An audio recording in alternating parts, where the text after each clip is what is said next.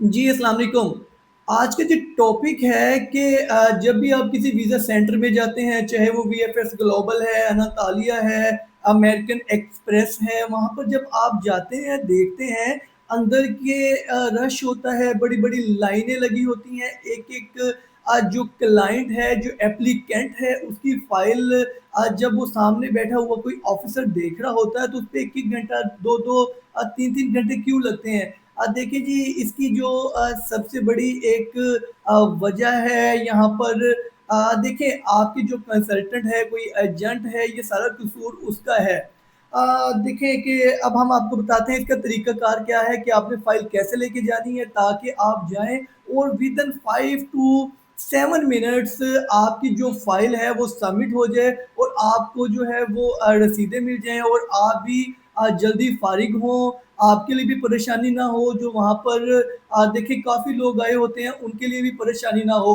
तो जी इसका तरीकाकार क्या है, ये हम आपको यूरोप के लिए सबसे पहले बताने लगे हैं। देखिए, अब आपने करना क्या है यूरोप के लिए डॉक्यूमेंट्स कौन से रिक्वायर्ड हैं, सबसे ऊपर आपने अपना अपॉइंटमेंट लेटर रखना है, फिर अगर आप देखें किसी कंट्री की चेक लिस्ट है तो वो रख लें उसके ऊपर। उसके बाद वीज़ा एप्लीकेशन फॉर्म रख लें, फिर आपका जो रिक्वेस्ट लेटर है जो कवर लेटर है वो लगा लें। अगर आप जॉब करते हैं आपका एनओसी आ जाएगा, एनओसी के नीचे आप अपनी सैलरी स्लिप लगा लें, फिर होटल बुकिंग लगा लें, टिकट है, इंश्योरेंस है। अच्छा जी, एक बात का आपने बहुत ख़ास ख़्याल रखना है कि आप इंश्योरेंस के जो है 6 के 6 या 7 के साथ जितने पेजेज़ हैं वो साथ लगा लें, तो ऐसा ना किया करें।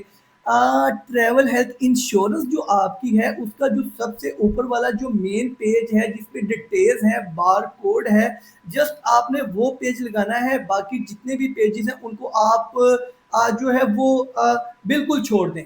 उसके बाद जी फिर आपकी एफआरसी है वो लगा लें, शादीशुदा अगर आप हैं निकाहनामा लगा लें। अच्छा जी, अब फिर आ जाती है बिज़नेस की इन्फॉर्मेशन।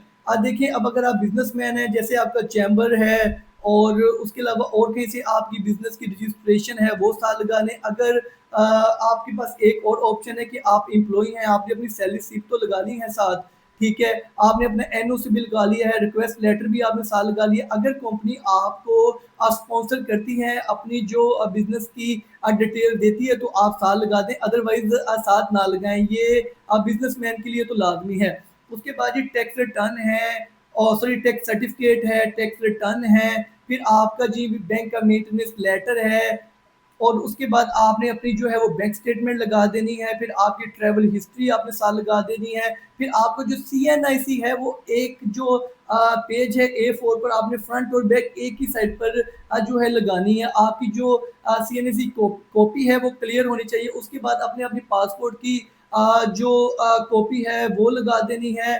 बैंक स्टेटमेंट के नीचे जो आपकी ट्रैवल हिस्ट्री है, जितनी भी आपकी ट्रैवल हिस्ट्री है वो आपने जो है वो साल लगा देनी है। इस तरह आपकी जो फ़ाइल है वो बिल्कुल कंप्लीट हो जाएगी। उसमें अब होगा क्या कि आप वहाँ पर सबमिशन के लिए जाएँगे, आप वहाँ पे सबमिशन करवाएँगे, आपको टाइम बिल्कुल नहीं लगेगा, आपकी जो फ़ाइल है वो बिल्कुल परफ़ेक्ट होगी। अल्हम्दुलिल्लाह जी, अटलांटिक का जो भी क्लाइंट होता है, जो भी वीज़ा सेंटर में जाता है, तो वहाँ पर उसको 5 से 7 या 10 मिनट लगते हैं, इससे ज़्यादा टाइम नहीं लगता क्योंकि एटलांटिक का जो प्रोफ़ेशनल स्टाफ़ है, आपके जो डॉक्यूमेंट्स हैं, वो बड़े एक बेहतरीन तरीके के साथ लगा कर देता है। ना कभी कोई पेपर ज़्यादा होता है, ना कोई पेपर कम होता है। इसकी वजह ही ये है कि अल्हम्दुलिल्लाह हम खुद भी प्रोफ़ेशनल हैं, हमारा इमिग्रेशन लॉयर भी प्रोफ़ेशनल है, हमारा स्टाफ़ भी प्रोफ़ेशनल है। एक दफ़ा फिर जो डॉक्यूमेंट्स हैं वो मैं आपके साथ जो है वो रिपीट कर देता हूँ। देखिए जी, appointment letter, checklist, visa application form, request letter, NOC, salary slip, hotel booking, ticket, insurance, FRC, MRC, business information, tax return, tax certificate, bank maintenance letter, bank statement, travel history, CNIC और आपका passport की copy. ये चीज़ें आपने एक तरतीब के साथ लगा कर लेके जानी है ताकि आपकी जो फ़ाइल है वो बड़े कम टाइम और बड़े अच्छे तरीके से जो आपकी सबमिशन हो जाए, ना दूर-दराज से आए हुए लोगों को मसला हो, ना आपको मसला हो।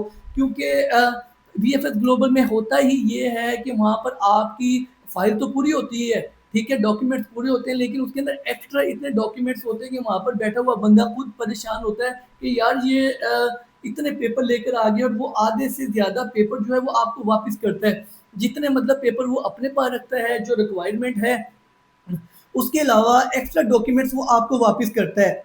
उसमें आपका भी टाइम वेस्ट होता है और जो लोग हैं उनको भी परेशानी होती है। तो ये तरीकाकार जो है आप अपने ज़हन में रखें और फिर अपनी सबमिशन के लिए जाएँ।